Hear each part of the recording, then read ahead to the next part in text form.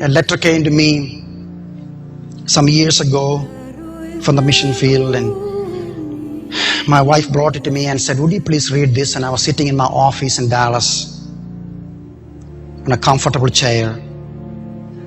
I finished reading the letter. I was weeping on my knees. Letter came from a dear brother, a native missionary that worked in Hardwar by river Ganges. During that couple of weeks' time, 35 million Hindus walked and traveled by train and bullock carts and buses from all over the country to go in this dirty, polluted waters of river Ganges, washing themselves for the forgiveness of sins.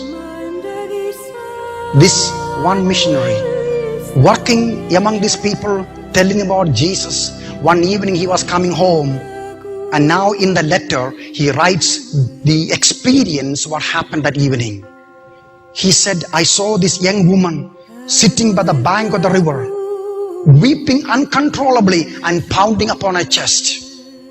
Knowing something so terrible happened, I went to her and asked, why are you weeping? What happened? She replied, my husband is sick. He cannot work anymore. My sins are so many that nobody knows about. To find forgiveness for my sins and solution to the problems of my home, I have given the best offering I can give to Goddess Ganges. My only son, my 6-month-old baby boy, I just threw him into the river. Next paragraph.